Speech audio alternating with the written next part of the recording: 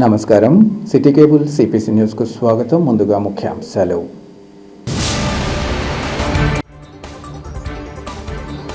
పాఠశాలల్లో మెనూ అమలు విషయంలో నిర్లక్ష్యం ప్రదర్శించిన వార్డెన్పై చర్యలు తప్పవు. అంబేద్కర్ బాలికల పాఠశాల తనిఖీ సందర్భంగా ఎమ్మెల్సీ భూమిరెడ్డి రాంగోపాల్ రెడ్డి హెచ్చరిక.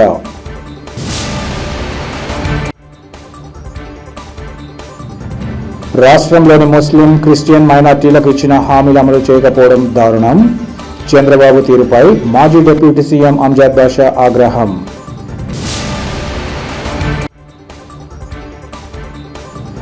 ఆశా కార్యకర్తల పట్ల తీవ్ర నిర్లక్ష్యం ప్రదర్శించడాన్ని తీవ్రంగా ఖండిస్తున్నాం. ప్రభుత్వ తీరుపై ఏఐటీసీ జిల్లా అధ్యక్షుడు గుంటు వేణుగోపాల్ మండిపాటు. పాఠశాలల్లో మెనూ అమలు విషయంపై నిర్లక్ష్యం ప్రదర్శించిన వార్డెన్పై తగిన చర్యలు తప్పవని ఎమ్మెల్సీ భూమిరెడ్డి రాంగోపాల్ రెడ్డి హెచ్చరించారు. కడప నగరం చిన్నచౌక్లోని డాక్టర్ బిఆర్ అంబేద్కర్ బాలికల గురుకుల పాఠశాలలో ఎమ్మెల్సీ ఆకస్మిక తనిఖీ చేపట్టారు.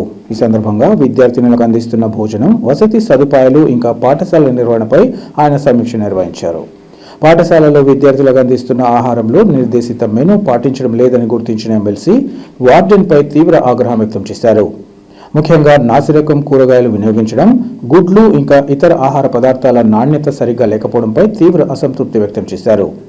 భోజన నాణ్యతపై విద్యార్థులను స్వయంగా అడిగి వివరాలు తెలుసుకున్న ఎమ్మెల్సీ విద్యార్థుల ఆరోగ్యంతో ఎలాంటి రాజీ పడవద్దని అధికారులకు ఈ సందర్భంగా సూచించారు. విద్యార్థుల కడుపు కొట్టద్దు, వారికి నాణ్యమైన ఆహారం అందించడం మన బాధ్యత అని స్పష్టం చేశారు.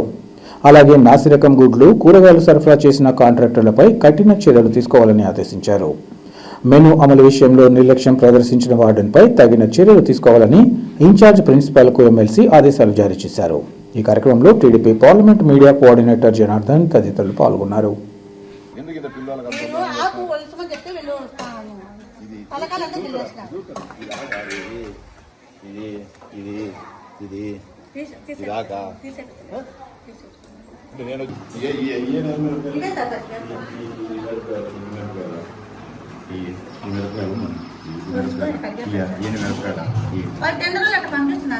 నువ్వు తీసుకో ఫోన్ చేసి వాళ్ళకి బాగాలేదు మళ్ళీ రిటర్న్ ఆటగానే పంపిస్తున్నారు.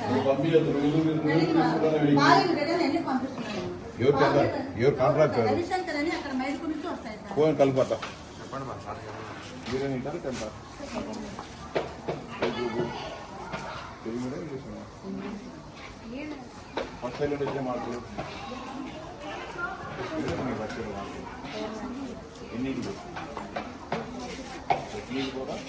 మా తల్లి ఇనో ఫస్ట్ మెను ఏం ఫాలో కావాలి. ఈరోజు పొద్దున 6:30కి మిల్క్ ఇవ్వాలా. నువ్వు ఇప్పుడు 2 మిల్క్ పెట్టేసి నేను వచ్చినా అని చెప్పి మళ్ళీ మిల్క్ అంటే చెప్తాను. ఎగ్ ఎందుకు ఇవ్వాలి? మార్నింగ్ నువ్వు ఎక్కడిచ్చేది? నేను ఉన్నా, నేను ఇన్నే ఆఫ్టర్నూన్ కాదు నీకు మా ముందు చెప్తా. మేడం ప్రిన్సిపాల్ గారు పొద్దున్న వచ్చి అడిగితే మధ్యాహ్నం అని చెప్తావు. నీకు చెప్పింది గవర్నమెంట్, నీకు స్పెసిఫిక్గా అన్ని ఆలోచన చేసి మార్నింగ్ ఎగ్ ఇమ్మని చెప్పింది. నువ్వు ఎగ్ ఇవ్వకుండా నువ్వు ఎందుకు ఎగరగొడతావు? రోజు ఇవ్వడంలో మీరు ఎగ్గిడా పిల్లలు చెప్తున్నారు కదా, ఎగ్గివు, పాలు పోయి, కుచ్చిపోయిన వంకాయలు, కుచ్చిమిరపకాయలు, దానికే మేము మీకు అందరికి ఉద్యోగాలు ఇచ్చింది గవర్నమెంట్. ఎందుకు పిల్లల కడుపు కొడతారు మీరు?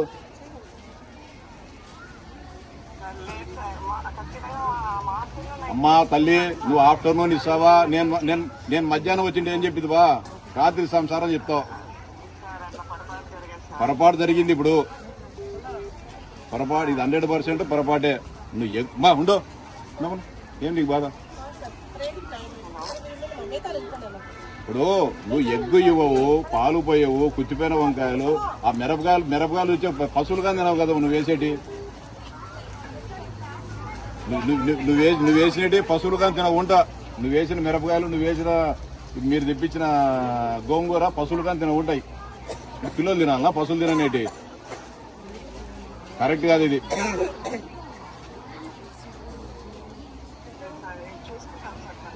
ఏం చూసుకుంటా? ఇప్పుడు ఎవరి మీద యాక్షన్ తీసుకోవాలా? గవర్నమెంట్ మీ మీద తీసుకోవాలా, వాటి మీద తీసుకోవాలా? నువ్వు టెండర్ వాళ్ళు వస్తే టెండర్ తీసుకోవద్దు. పిల్లలు నీకు అనవసరమైన పని. నువ్వు పొద్దున 6:30 పాలు ఇవ్వాలి, 6 నేను టిఫిన్ తినేటప్పుడు ఇచ్చేదానికి తీసుకొని పిల్లలు కావడం హాస్టల్ దగ్గర ఆడ పెట్టు. మెనూ రాసుకుంటే దానికి వ్యక్తి ఎక్కి ఎందుకు నువ్వు? మీ రెసిడెన్షియల్ స్కూల్ అంటే అట్టే తయారైపోయినాయి మొత్తం. మధ్యాహ్నం వచ్చిన ఏం చెప్తావు? మధ్యాహ్నం తినమని రాత్రికి ముందని చెప్తావు. ఈ ప్రాక్టీస్ ఎట్లుందండి మీ దాంట్లో? నేను మధ్యాహ్నం వచ్చింది అనుకో, ఏమో పద్దన గుడ్డీలు అడిగిన తీయలేదని చెప్తారు, మధ్యాహ్నం ఏమో గుడ్డీలు అంటే రాత్రి ఇస్తారు, రాత్రికి ఇస్తారని చెప్తారు. రాష్ట్రంలోని ముస్లిం, క్రిస్టియన్ మైనార్టీలకు ఇచ్చిన హామీలు అమలు చేయకపోవడం దారుణమని మాజీ డిప్యూటీ సీఎం అంజద్ బాషా ఆగ్రహం వ్యక్తం చేశారు. ఈ మేరకు కడపలోని తన క్యాంపు కార్యాలయంలో ఏర్పాటు చేసిన విలేకరుల సమావేశంలో అంజద్ బాషా మాట్లాడారు. గత ఎన్నికల సందర్భంగా మైనార్టీలకు మేనిఫెస్టోలో చంద్రబాబు ఇచ్చిన హామీలను బుట్టదాఖలు చేశారన్నారు. ముఖ్యంగా ముస్లిం మైనార్టీలకు 50 ఏళ్లకే పెన్షన్, ముస్లింలకు ముఖ్య పట్టణాలలో ఈద్గా, కబ్రస్థాన్లకు స్థలం కేటాయింపు ఎక్కడని ప్రశ్నించారు. వక్ఫ్ బోర్డు ఆస్తుల రక్షణకు ప్రత్యేక చర్యలు తీసుకోకపోవడం తగదన్నారు. వక్ఫ్ భూములపై ఆక్రమణలు కొనసాగుతున్నాయని, హజ్ యాత్రికులకు ₹1,00,000 ఆర్థిక సహాయం ఇస్తామని చెప్పి మోసం చేశారన్నారు. విజయవాడ ఎంబార్కేషన్ సెంటర్ నుంచి వెళ్లిన వారికి సాయం అంటూ వివక్ష చూపుతున్నారని ఆరోపించారు. హైదరాబాద్, బెంగళూరు నుంచి వెళ్లిన హజ్ యాత్రికులకు సాయం ఎందుకు ఇవ్వడం లేదని నిలదీశారు. ఇమాంలు, మౌజర్లకు జీతాల పెంపు హామీ అమలు కాలేదని, మసీదుల నిర్వహణకు ప్రకటించిన నిధులు ఎక్కడని ఆయన ప్రశ్నించారు. 3 ఏళ్లుగా మైనార్టీలను మోసం చేస్తున్న కూటమి ప్రభుత్వంపై అంజద్ బాషా ఈ సందర్భంగా మండిపడ్డారు. ఈ సమావేశంలో పలువురు వైసీపీ నేతలు పాల్గొన్నారు. ఒక్క సెంటు భూమి కూడా ఎక్కడ ఒక ఈద్గా కానీ ఒక శ్మశాన వాటికకు ఇచ్చిన దాఖలాలు లేవు. అదేవిధంగా మూడవది, విజయవాడ సమీపంలో హజ్ హౌస్ నిర్మాణం ఎక్కడ జరిగిందమ్మా? 25 మాసాలు అయింది. అసలు హజ్ హౌస్ గురించి ఎక్కడని మీరు ప్రస్తావన చేశారా? అంటే ముస్లిం మైనారిటీలకు మోసం చేసినట్టు కాదా? మీరిచ్చిన మేనిఫెస్టో, మీరు ప్రజలకు ఎన్నికల ముందు ఇచ్చిన మేనిఫెస్టో ఇది, మీరు ప్రజలకు ఇచ్చిన హామీ ఇది. మేము అధికారంలోకి వస్తే, మా ప్రభుత్వం వస్తే ఇవన్నీ చేస్తామని చెప్పి ఈరోజు మీరు మాట ఇచ్చారు కాబట్టే మేము అడుగుతున్నాము. అదేవిధంగా ఇంకొకటి, నూర్ భాషా కార్పొరేషన్ ఏర్పాటు చేసి ప్రతి ఏటా ₹100 కోట్ల ఇస్తాము. ఎక్కడైనా ఇక్కడ మన నూర్ భాషాకు సంబంధించిన నాయకుడు ఉన్నాడు. ఈ 25 మాసాలలో నూర్ భాషా కార్పొరేషన్కి ఒక నయా పైసా డబ్బులు ఇచ్చిన దాఖలాలు ఉన్నాయా? నూర్ భాషా ప్రజలకు మీరు ఈ 25 మాసాల్లో ఒక్కటంటే ఒక్క సంక్షేమ పథకం అమలు చేసిన దాఖలాలు ఉన్నాయా? అంటే నూర్ భాషా సంఘంకు సంబంధించిన ప్రజలకందరికీ కూడా మీరు మోసం చేసినట్టు కాదా? ముమ్మాటికి మోసం చేశారు. మరి అదే కాకుండా ఇంకొకటి, మైనార్టీ ఫైనాన్స్ కార్పొరేషన్ ద్వారా 5 లక్షల వరకు వడ్డీ లేని రుణాలు ఇస్తాము అని చెప్పాడు.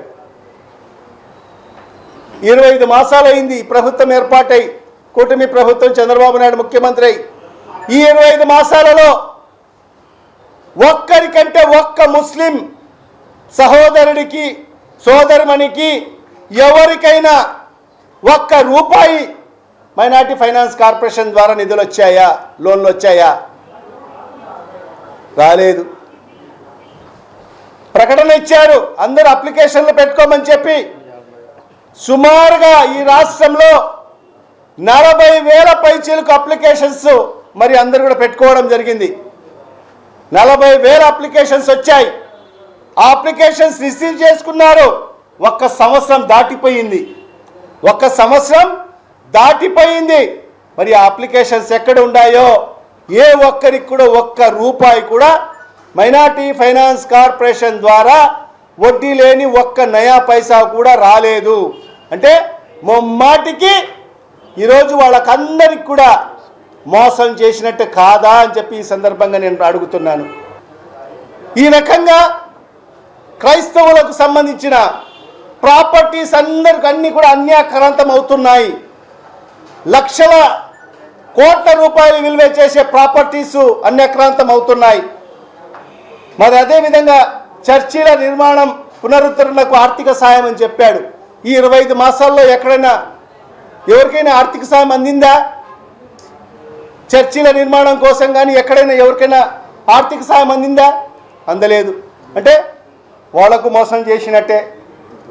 శ్మశాన వాటికలకు స్థలాలు కేటాయింపు, వాళ్ళకు కూడా క్రైస్తవ సోదరులకు కూడా శ్మశాన వాటికలకు స్థలాలు కేటాయింపులు చేస్తాము ప్రతి ఊర్లలో అని చెప్పి ఇచ్చారు.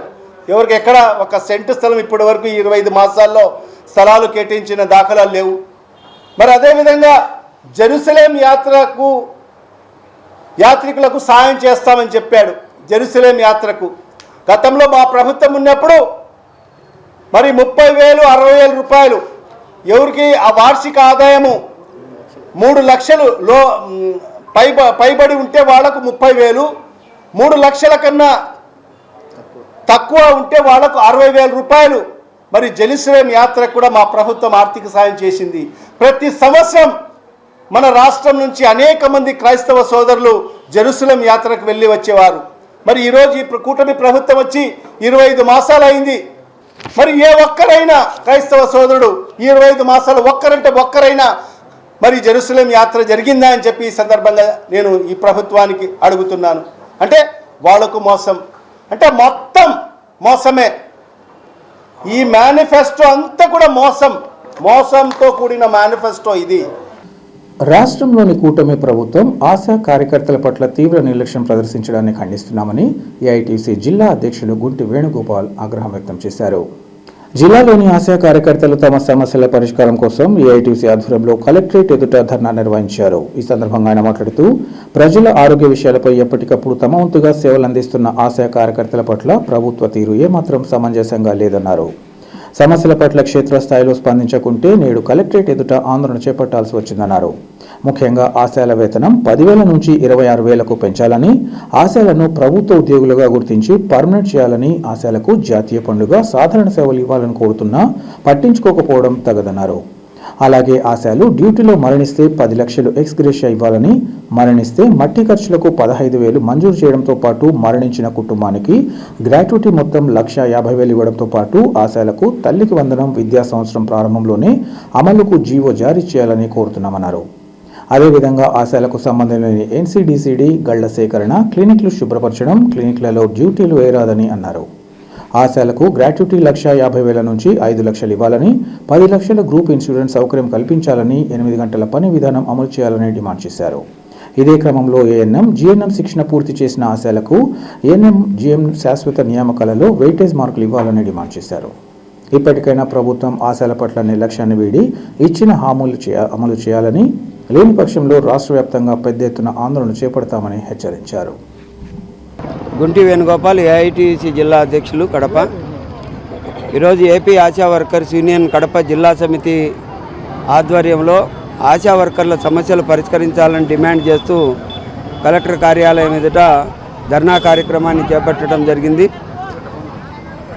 గత నెల ఆశా డే నుండి జిల్లాలో ఆశా కార్యకర్తలకు సంబంధించిన సమస్యలు పరిష్కరించాలని మెడికల్ ఆఫీసర్లకు వినతి పత్రాలు ఇవ్వడం జరిగింది.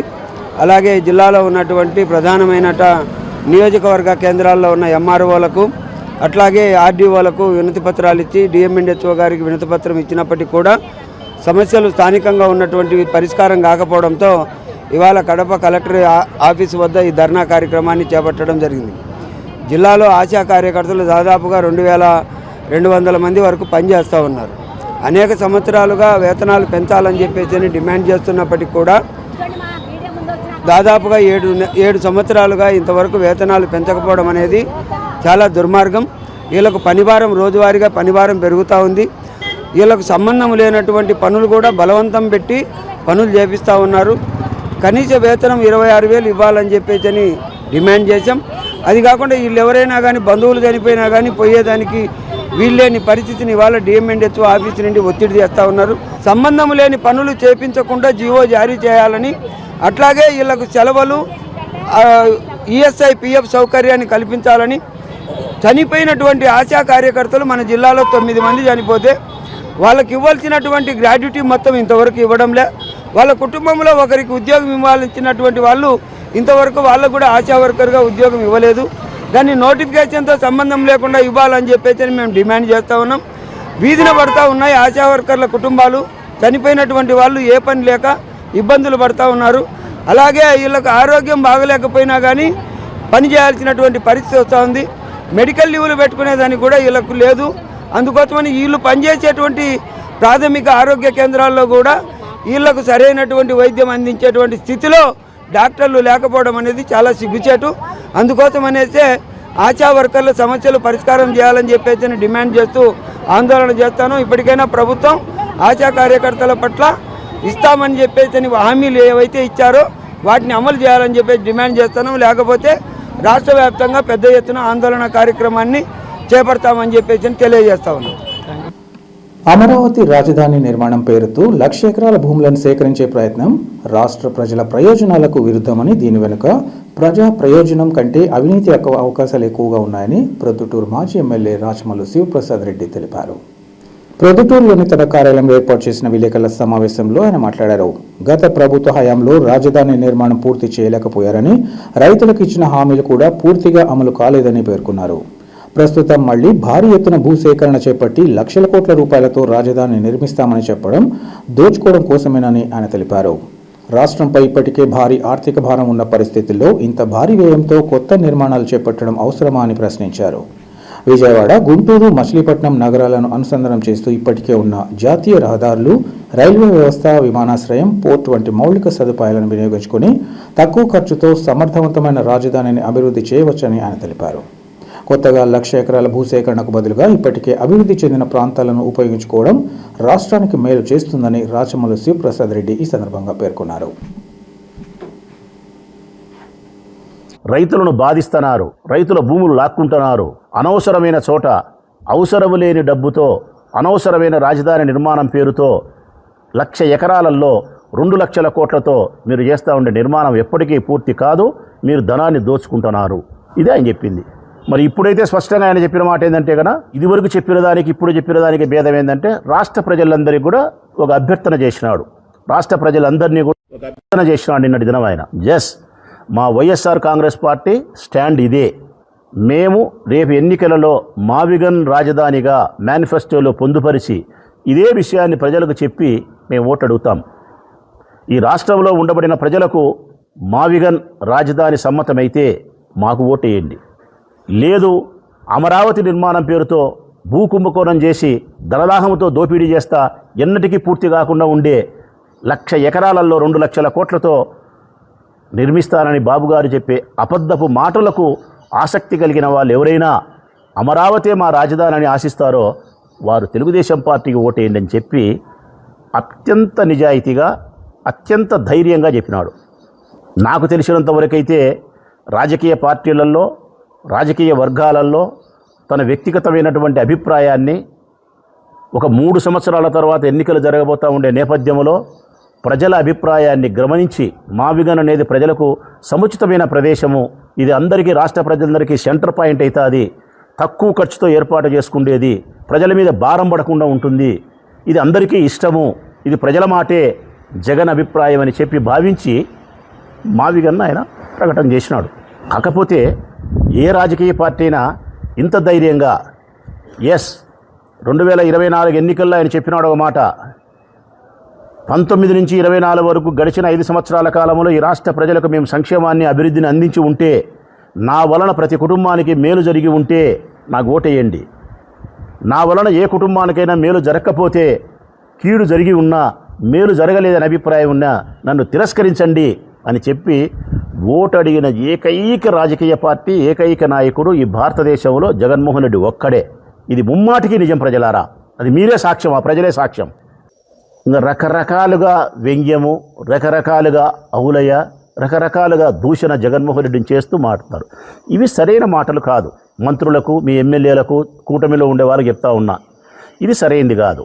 మీరు రాజకీయ విమర్శ చేయాలనుకుంటే మావిగన్కి సంబంధించి మీరు ఏం చేస్తారో రాజకీయ విమర్శ చేయండి. మా నాయకుడు జగన్మోహన్ రెడ్డి గారు మాట్లాడినట్టే మీరు చెప్పండి, మేము స్టాండ్ అయినాం, 1,00,000 ఎకరాలలో 2 లక్షల కోట్లతో అప్పులు చేసి మేము అమరావతిని నిర్మిస్తాం, మరో 50 సంవత్సరాలకు, మరో 20 సంవత్సరాలకు, మరో 10 సంవత్సరాలకు, లేదు ఈ 3 సంవత్సరాల కాలంలో నిర్మించి మీకు ఇస్తాం, అప్పులు చేసేనా సరే అని చెప్పండి. ఇది మీకు నచ్చితే మాకు ఓటేయండి, లేదు మీకు మావిగన్ నచ్చితే ఓటేయని చెప్పి జగన్ చెప్పినట్టే మొగోని మాట మాట్లాడండి అబ్బా. చివరిగా తనపై పాలంపల్లె యాసాని శివయ్య అనే వ్యక్తి అక్రమంగా కేసు పెట్టడమే కాకుండా తనను చంపేందుకు కుట్ర చేస్తున్న తరుణంలో తనకు రక్షణ కల్పించాలని బాధితురాలు షేక్ మౌలానీ కోరారు. కడప నగరంలోని ప్రెస్ క్లబ్లో ఏర్పాటు చేసిన విలేకరుల సమావేశంలో ఆమె మాట్లాడారు. 2022లో శివయ్య తాను 20 లక్షలు ఇవ్వాలని నోటీసులు పంపిన తరుణంలో కేసు కడితే అది కోర్టులో ఉందన్నారు. అనంతరం కొన్ని రోజులకు 4 లక్షలకు కేసు వేయగా కోర్టు తనకు మద్దతుగా తీర్పిచ్చిందన్నారు.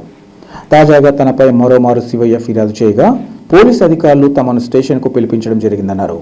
ఈ విషయంగా తాను సిఐ ఎస్పీలను సైతం కలిసి వాస్తవాలు తెలియజేయడం జరిగిందని వివరించారు. శివయ్య తాను 11 లక్షలు ఇవ్వాలని ఫిర్యాదు చేశానని, సాయిపేట ఆంజనేయ స్వామి గుడి వద్ద తాము ఆయనపై అటాక్ చేశామంటూ తప్పుడు ఫిర్యాదు చేశారన్నారు. ఈ విషయంగా విచారించి చర్యలు తీసుకోవాలని ఎస్పీకి విన్నవించడం జరిగిందని ఆమె తెలిపారు. ఈ క్రమంలో తనను హతమార్చేందుకు కుట్ర జరుగుతోందని, తనకు ఏదైనా జరిగితే తన భర్త బిడ్డలకు దిక్కెవరని ఆమె ప్రశ్నించారు. ఈ విషయంగా ముఖ్యమంత్రి చంద్రబాబు, మంత్రి నారా లోకేష్, స్థానిక ఎమ్మెల్యే మాధవిరెడ్డితో పాటు అధికారులు జోక్యం చేసుకుని తనకు తగిన న్యాయం చేయాలని, వేధింపుల బారి నుంచి రక్షణ కల్పించాలని ఆమె కోరారు. ఈ కార్యక్రమంలో మౌలానీ కుటుంబ సభ్యులు పాల్గొన్నారు. శివయ్య అనే అతను పాలంపల్లె యాసాని శివయ్య 2022లో 20 లక్షలు నాకు నోటీస్ ఇచ్చినాడు. ఆ నోటీసు నేను 2 టౌన్లోకి విచారించిన తర్వాత సిఐ సారు కేసు కట్టినారు. కేసు కట్టి ఆల్రెడీ కోర్టులో జరుగుతూ ఉంటే మళ్ళీ 4 లక్షలు కేసినాడు. 4 లక్షలు వేసిన తర్వాత 2025లో కేసు క్లోజ్ అయింది. అది 4 లక్షలది ఫేవరెట్ నాకే వచ్చింది. మళ్ళీ ఇప్పుడు 2 టౌన్కి పోయి శివయ్య అనే వ్యక్తి 11 లక్షలు ఇవ్వాలా, నన్ను బెదిరిస్తారని చెప్పి నా మీద కంప్లైంట్ పెట్టినాడు. కంప్లైంట్ పెట్టింది కూడా నాకు తెలీదు. నేను విజయవాడకు పోతాను. 12వ తేదీ శుక్రవారం రోజు సునీల్ అనే వ్యక్తి 2 టౌన్లో ఆ వ్యక్తి ఫోన్ చేసి, అమ్మ మీరు స్టేషన్కి రావాలా అన్నారు. ఎందుకు రావాలా ఏమని అడిగితే నాకు తెలియదు అన్నాడు. ఏమన్నా చెప్పండి అంటే తెలియదమ్మా అన్నాడు. నేను ఆల్రెడీ మళ్ళీ సిఐ సార్కి ఫోన్ చేశాను. ఏం సార్ ఎందుకు రమ్మన్నారు ఏమంటే ఎక్కడున్నావు అంటే నేను విజయవాడకు పోతున్నాను అన్నా. సరే అమ్మా విజయవాడ నుంచి ఎప్పుడు వస్తానంటే ఎల్లుండి వస్తానంటే సరే కలిసి అన్నాడు. నేను వచ్చిన తర్వాత పోయి 2 టౌన్ పోయి కలిసి సిఐ సార్ లేరు. ఇది 2 సార్లు పోయినా లేరు. పోయి సునీల్ గారికి అడిగినా, ఏం సునీల్ సార్ ఏం జరిగింది ఏమని అడిగితే నాకు తెలియదు అన్నారు. సరేలే సార్ వచ్చినప్పుడు కాల్ చేయండి మళ్ళీ వస్తానని చెప్పానంటే సరే అని చెప్పినారు. నేను వెళ్ళిపోయినా. మళ్ళీ ఒకసారి పిలిచిన తర్వాత నేను సిఐ గారికి పోయి కలిశాను. రాత్రి 8 గంటలకి పోయి కలిస్తే ఏం సార్ అని అడిగితే, సార్ అమ్మ నీ మీద శివయ్య అనే వ్యక్తి కంప్లైంట్ ఇచ్చినాడు 11 లక్షలు ఇవ్వాలని. అంటే ఎందుకు ఇవ్వాలంటే సార్ నేను అన్నిన తర్వాత నువ్వు నీ కొడుకులు ఇద్దరు సాయిపేట ఆంజనేయ స్వామి గుడి దగ్గర బండి నిలబెట్టి అటాక్ చేసినారంట అని చెప్పినారు సిఐ గారు. సార్ మీరు విచారించుకున్న తర్వాత నా మీద చర్య తీసుకున్నానని చెప్పేసి వెళ్ళిపోయినాను. నేను పోయిన తర్వాత మళ్ళీ పోతే సిఐ సార్ లేడు. సునీల్ సార్కి అడిగితే నాకు తెలియదు అన్నారు. సరే నా మీద కేసు కట్టినారని చెప్పి అన్న తర్వాత నేను దిశకి ఎస్పీ దగ్గర పోయి సోమవారం రోజు దిశలో పెట్టిన తర్వాత నాకు 2 టౌన్ నుంచి కాల్ వచ్చింది మధ్యాహ్నం 3:30కు. అమ్మ మీరు పెట్టినారు కదా కంప్లైంట్ మీరు రాండి అని చెప్పంటే సాయంత్రం 7 గంటలకు పోతే 7:30 నుంచి 8:30 వరకు కూర్చున్నా. నాకు రెస్పాన్సిబిలిటీ ఇలే. అంతలేక మన సిఎస్ సార్ వచ్చినారు బయట నుంచే నిలబడి, సునీల్ సార్ మౌలాని వచ్చింది అని అన్న తర్వాత నేను బయటికి వెళ్ళాను. బయటికి వెళితే సిఎస్ సార్ కూర్చొని ఏం సార్ అని అడిగితే ఎస్ఐ సార్కి చెప్తానమ్మా ఎస్ఐ సార్ చెప్తాడు పోండి అని చెప్పి పంపించాడు. 10:30 వరకు స్టేషన్లో కూర్చున్నా. ఎస్ఐ సార్కి చెప్పిన, సార్ ఈ మాదిరి జరిగింది ఈ మాదిరి అంటే సరే అమ్మా అన్నారు. ఇంతవరకు నాకు రెస్పాన్సిబిలిటీ ఇలే. నాకు శివయ్య అనే వ్యక్తి నన్ను చంపడానికి ప్లాన్ చేస్తున్నాడు. నాకు రక్ష కావాలా. ఇది ఎంత మాత్రమో నాకు మీరు న్యాయం చేయగలుగుతారు, న్యాయం చేయండి. చంద్రబాబు నాయుడు సార్, లోకేష్ సార్, అక్క మాధవక్క, అంజద్ భాష అన్న, ఇది నాకు ప్రాణానికి హామీ ఉంది. నేను ఎటువంటి ఆయప్పకు బాకీ లేను. ఆల్రెడీ కోర్టులో జరుగుతున్నాయి. ఇంకొక అమ్మాయికి కూడా ఇదే మాదిరిగా శివయ్య అనే అతను ఇంకొక అమ్మాయి కూడా చాలా వరకు ఆ అమ్మాయికి కూడా విష్ చేసినాడు. కానీ ఆ అమ్మాయి కూడా నేను వెళ్ళిన తర్వాత స్టేషన్కి వస్తాననింది. విచారించుకున్న తర్వాతనే నా కఠినంగా నాకేం శిక్ష ఇస్తారు నా సిద్ధం. నేను ఒంటరిగా ఉంటాను. నేను బయట తిరిగేదాన్ని. నా భర్త పోయినాడు సంపాదించేదానికి. కానీ అక్సాట్లు మేము బాధలు పడతా అంటే మా మీద నిష్కారంగా మమ్మల్ని చంపడానికి నా మీద కేసులు కట్టి మమ్మల్ని బెదిరిస్తున్నారు. నా బిడ్డ 7:30కు నా బిడ్డ లేడు. నా బిడ్డ వాళ్ళ ఇంట్లో ఉన్నాడు. నేను నా బిడ్డ అటాక్ చేసినామని చెప్పన్నాడు. 7:30కు కొట్టేటి సర్కిల్ ఐస్ క్రీమ్ తినేదానికి పోయినా నేను నా చిన్న కొడుకు ఇద్దరు సాయంత్రం 7:30కు మా మీద ఊరికేనే నిందలు పెట్టి మమ్మల్ని కేసులు కట్టించి మమ్మల్ని బెదిరిస్తున్నారు. మాకు రక్షణ మీరే కలపకంటే మీరే ఈ విధంగా చేస్తే ఇంకా ఆడవాళ్ళకి ఏం రక్షణ చేస్తారు మీరు? ఒకవేళ నేను పోతా అంటే ఒంటరిగా నన్ను చంపి పడేసి ఎవరు నాకు దిక్కు, నా బిడ్డలకి ఎవరు దిక్కు, నా భర్తకి ఎవరు, నా భర్త అన్ని దేశాలలో ఉన్నాడు.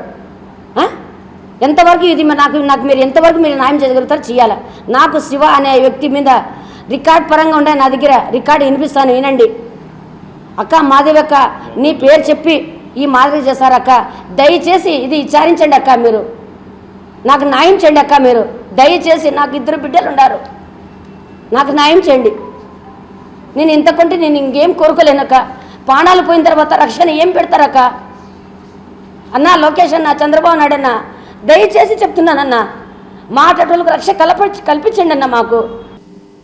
రాష్ట్ర మాజీ ముఖ్యమంత్రి వైసీపీ అధినేత వైఎస్ జగన్ మాటలను ప్రజలు నమ్మే స్థితిలో లేరని టీడీపీ జాతీయ ఉపాధ్యక్షులు హరిప్రసాద్ తెలిపారు.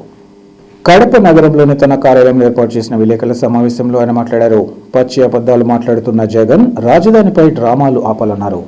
అధికారంలో ఉన్నప్పుడు 3 రాజధానుల పేరిట ఏపీ ప్రజలను మోసం చేసి ప్రస్తుతం మళ్లీ మావిగన్ అంటూ కొత్త డ్రామాకు తెరలేపారన్నారు. జగన్కు రానున్న ఎన్నికల్లో ప్రజలు తగిన గుణపాఠం చెబుతారని, వచ్చే అసెంబ్లీ ఎన్నికల్లో వైసీపీకి 1 సీటు కూడా రాదన్నారు. జిల్లాలోని పులివెందులకు నీళ్లిచ్చిన ఘనత సీఎం చంద్రబాబుదని, ఒక విజన్తో సీఎం పనిచేస్తున్నారని ఈ సందర్భంగా చెప్పారు. కడప ఉక్కు పరిశ్రమ నిర్మాణ పనులకు రేపు సీఎం చంద్రబాబు శంకుస్థాపన చేస్తున్నారని, సీమవాసుల కళ రేపటితో నెరవేరబోతోందన్నారు. గత వైసీపీ ప్రభుత్వంలో 2 సార్లు స్టీల్ ప్లాంట్కు శంకుస్థాపన చేసి మరచిన జగన్ నిబద్ధతతో పనిచేస్తున్న కూటమి ప్రభుత్వాన్ని విమర్శించడం తగదన్నారు. 3 రాజధానుల పేరిట 3 ముక్కలాటలాడిన వైసీపీ అధినేత అసెంబ్లీ సాక్షిగా ఏపీ ప్రజలను మోసం చేస్తున్నారని చెప్పారు. ఎన్ని జిమ్మిక్కులు చేసినా మాజీ సీఎంను ప్రజలు నమ్మే స్థితిలో లేరని అన్నారు. నిన్నటి రోజు జగన్మోహన్ రెడ్డి గారు ఒక మూర్ఖుడిలా మావిగన్ రాజధానికి మేము కట్టుబడి ఉన్నాము అని సిగ్గు లేకుండా చెబుతూ ఉంటే ప్రజలందరూ కూడా ఇతనికి ఏదో మెంటల్ అయింది అని చెప్పి అందరు కూడా అనుకుంటున్నారు. ఎందుకంటే ఆయన మాట తప్పును మడమ తిప్పునని రాజకీయాలకు వచ్చి ఆ దినం గెలిచిన 2019 ముందు అమరావతి రాజధాని మేము కూడా సపోర్ట్ చేశామని చెప్పి తప్పుడు మాటలు చెప్పి ప్రజలను నమ్మించి ఆ దినం ఆయన పదవి స్వీకారం చేసుకుని అసెంబ్లీలో 2020 తేదీ అసెంబ్లీలో ఆయన 151 మంది ఎమ్మెల్యేలు ఉంటే అందరూ కూడా వాళ్ళకు ఏ విధంగా కావాలంటే ఆ విధంగా దాన్ని ఎక్స్ప్లెయిన్ చేసి 3 రాజధానులు కావాలంటే ఈయన లేచి లేదు దీనికి దాదాపు 50,000 ఎకరాలు కావాలా, 1,00,000 కోట్ల పైన అవుతుంది, ఇంత మనం పెట్టలేము కాబట్టి మనం 3 రాజధానులు పెడతామని చెప్పి ఆ దిన ప్రజలకు చెప్పడం జరిగింది. అయితే ప్రజలందరూ కూడా చీకొట్టారు. ఆ బుద్ధి నువ్వు అమరావతికి సపోర్ట్ చేసి ఈ దినం ఏ విధంగా నువ్వు మాట తప్పుతావని కూడా చెప్పడం జరిగింది. అయితే అమరావతి రైతులను ఏ విధంగా ఏడిపించాడంటే ఆయన బూట్లతో పోలీసుతో తన్నించడము, గుర్రాలతో తరిమి కొట్టడము, వాళ్ళ ఇష్టం వచ్చినట్టు వాళ్ళు కన్నీళ్లు పెట్టే వరకు వాళ్ళను బాధించాడు. అమరావతి ఉండకూడదు అమరావతిలో. ఈ దినం అమరావతికే పోయి వాళ్ళ మనుషులు అమరావతిలో మేము పర్యవేక్షిస్తామని చెప్పి సిగ్గు లేకుండా ఏ విధంగా అమరావతికి అడుగు పెట్టారు నువ్వు కానీ నీ అనుంగలు కానీ అని మేము అడుగుతున్నాం. ఈ దినం మళ్ళీ చెప్తున్నాడు మేము 3 ప్రాంతాల్లో కలిసి రాజధాని పెడతామని. నేను మాట నమ్మేవాళ్ళు ఎవరు లేరు, నీ మాట మీద నమ్మకము లేదు. జగన్మోహన్ రెడ్డి చెప్పిన మాటలు ఎవరు కూడా వినే పరిస్థితులు లేరు. ఆయన అమరావతి కాదు 3 రాజధానులు అన్నప్పుడు 11 మంది ఎమ్మెల్యేలు గెలిచారు. ఈ దినం మళ్ళీ మావిగన్ అంటే గొడ్డలి పార్టీ ఏం చెప్తాందో వాళ్ళకే తెలుసు అని ప్రజలకు తెలుసు. కాబట్టి మావిగన్ పేరు చెప్పిన తర్వాత నీకు 1 సీటు కూడా రాదు అని చెప్పి తెలుగుదేశం పార్టీ చెప్తా ఉంది. అదేవిధంగా 5 కోట్ల మంది ఆంధ్రులు కూడా సిగ్గు లేదా నీకు ఎన్ని మాటలు మాట మారుస్తావని చెప్పి అందరూ కూడా ప్రశ్నిస్తున్నారు. జిల్లాలోని జమ్మలమడుగు దేవగుడిలో దివంగత వైఎస్ రాజశేఖర రెడ్డి విగ్రహం ధ్వంసం చేయడాన్ని తీవ్రంగా ఖండిస్తున్నామని మాజీ డిప్యూటీ సీఎం అంజద్ బాషా ఆగ్రహం వ్యక్తం చేశారు. ఈ మేరకు ఆయన మాట్లాడుతూ దేవగుడిలో వైఎస్ఆర్ విగ్రహాన్ని ధ్వంసం చేశారని సమాచారం అందిందన్నారు. దేవగుడికి చెందిన నేతలకు రాజకీయ భిక్ష పెట్టింది మహానేత డాక్టర్ వైఎస్ఆర్ అన్న విషయాన్ని గుర్తుంచుకోవాలన్నారు. నేడు ఎమ్మెల్యేలుగా మంత్రులుగా చెలామణి అవుతున్నారంటే అందుకు ప్రధాన కారణం వైఎస్ఆర్ అని ఆయన తెలిపారు. రాజకీయంగా అన్ని విధాల తోడ్పాటు అందించిన ఆయన విగ్రహాన్ని ధ్వంసం చేయడం తగదన్నారు. సామాన్య ప్రజలు సైతం ఈ దుశ్చర్యకు పాల్పడిన వారిని క్షమించారన్నారు. దివంగత నేత వైఎస్ఆర్ రాష్ట్రంలోని 5 కోట్ల మంది ప్రజల హృదయాల్లో సుస్థిర స్థానం ఏర్పరచుకున్నారన్నారు. గతంలో ఏ ముఖ్యమంత్రి చేయని సంక్షేమం వైఎస్ఆర్ తన 5 ఏళ్ల పాలనలో అందించారన్నారు. ఒక ప్రజానాయకుడు ప్రజలకు ఎలాంటి పాలన అందించాలో చేసి చూపించిన నాయకుడని అన్నారు. అలాంటి నాయకుడి విగ్రహాన్ని ధ్వంసం చేయడం దారుణమన్నారు. గత 5 ఏళ్ల పాటు వైసీపీ ప్రభుత్వ పాలనలో ఏ నాయకుడి విగ్రహాన్ని కూడా ధ్వంసం చేసిన ఘటనలు చోటు చేసుకోలేదని, అలాంటిది ప్రస్తుత అరాచక పాలనలో రాష్ట్రంలోని వైఎస్ఆర్ విగ్రహాన్ని ధ్వంసం చేస్తున్నారని అన్నారు. రాష్ట్రంలో శాంతి భద్రతలు కరువు కాగా పోలీసులను అడ్డు పెట్టుకుని పాలన కొనసాగిస్తున్నారని ఆరోపించారు. నిన్నటి దినం దేవగుడిలో ఆ మహానేత దివంగత ముఖ్యమంత్రి డాక్టర్ వైఎస్ రాజశేఖర రెడ్డి గారి విగ్రహాన్ని ధ్వంసం చేశారని చెప్పి మరి ఇప్పుడే మనకు వార్తలు అందడం జరిగింది. నిన్న రాత్రి మరి ఆ మహానేత దివంగత ముఖ్యమంత్రి డాక్టర్ వైఎస్ రాజశేఖర రెడ్డి గారి విగ్రహాన్ని వాళ్ళ సొంతూరు దేవగుడిలో ధ్వంసం చేయడము ఎంతవరకు సమంజసం ఒక్కసారి ఈ రాష్ట్ర ప్రజలందరూ కూడా ఆలోచన చేయాల్సిన అవసరం ఉంది. ఇంత దుర్మార్గమా? అసలు ముందుగా దేవగుడి ఫ్యామిలీ ఏ రకంగా రాజకీయాలు వచ్చారో అందరికీ తెలిసిన విషయమే. రాజశేఖర రెడ్డి గారు ఆ మహానేత దివంగత ముఖ్యమంత్రి డాక్టర్ వైఎస్ రాజశేఖర రెడ్డి గారు పెట్టిన భిక్ష మీకు, మీ కుటుంబానికి ఈరోజు మీరు ఎమ్మెల్యేలుగా మంత్రులుగా ఈరోజు చలామణి అవుతున్నారంటే ఆ మహానేత దివంగత ముఖ్యమంత్రి డాక్టర్ వైఎస్ రాజశేఖర రెడ్డి గారు పెట్టిన భిక్ష వల్లనే అని చెప్పి ఈ సందర్భంగా తెలియజేసుకుంటున్నాను. ఇది మర్చిపోవద్దండి. పుట్టగొత్తలు ఉండవు.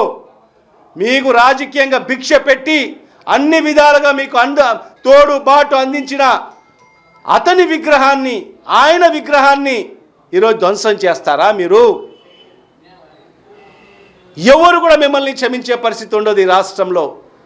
రాజశేఖర రెడ్డి గారి ఏ ఒక్క అభిమాని కూడా మీకు క్షమించే పరిస్థితి ఉండదు. సామాన్యమైన ప్రజలు కూడా మిమ్మల్ని క్షమించరు. ఎందుకంటే ఈరోజు రాజశేఖర రెడ్డి గారు ఈరోజు ఆంధ్ర రాష్ట్ర 5 కోట్ల మంది గుండెల్లో సుస్థిరమైన స్థానాన్ని సంపాదించుకోవడం జరిగింది. ఒక మంచి నాయకుడిగా, మంచి పరిపాలకుడిగా, ఒక మంచి ముఖ్యమంత్రిగా, మరీ ముఖ్యంగా రైతుల్లో ఈరోజు ప్రతి రైతు గుండెల్లో రాజశేఖర రెడ్డి గారు ఉన్నారు. ఆయన చేసిన సంక్షేమ కార్యక్రమాలు, రైతులకు అందించిన తోడుబాటు, గతంలో ఎప్పుడు ఏ ప్రభుత్వం ఏ ముఖ్యమంత్రి చేయనటువంటి సంక్షేమం ఆనాడు రాజశేఖర రెడ్డి గారు కేవలం 5 సంవత్సరాల కాలంలో చేసి చూపించాడు. ఒక ప్రజానాయకుడు ప్రజలకు ఏ అవసరాలు ఉంటాయో అవన్నీ కూడా చేసి చూపించిన నాయకుడు ఒక్క వైఎస్ రాజశేఖర రెడ్డి గారు మాత్రమే. మరి అలాంటి ప్రజాదరణ కలిగిన నాయకుడి యొక్క విగ్రహాన్ని ఈరోజు మీరు ధ్వంసం చేస్తారా? ఖచ్చితంగా ఇవాళ పూర్తిగా మేము ఖండిస్తున్నాము. వార్తలు ముగించే ముందు ముఖ్యాంశాలు మరోసారి. పాఠశాలల్లో మెనూ అమలు విషయంలో నిర్లక్ష్యం ప్రదర్శించిన వార్డెన్పై చర్యలు తప్పవు. అంబేద్కర్ బాలికల పాఠశాల తనిఖీ సందర్భంగా ఎమ్మెల్సీ భూమిరెడ్డి రాంగోపాల్ రెడ్డి హెచ్చరిక.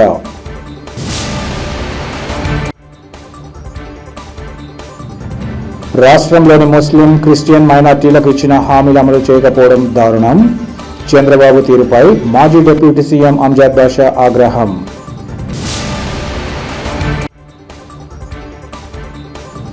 ఆశా కార్యకర్తల పట్ల తీవ్ర నిర్లక్ష్యం ప్రదర్శించడాన్ని తీవ్రంగా ఖండిస్తున్నాం. ప్రభుత్వ తీరుపై ఏఐటీసీ జిల్లా అధ్యక్షుడు గుంటి వేణుగోపాల్ మండిపాటు. సిటీ కేబుల్ సిపిఎస్ న్యూస్ ఇంతటితో సమాప్తం. నమస్కారం.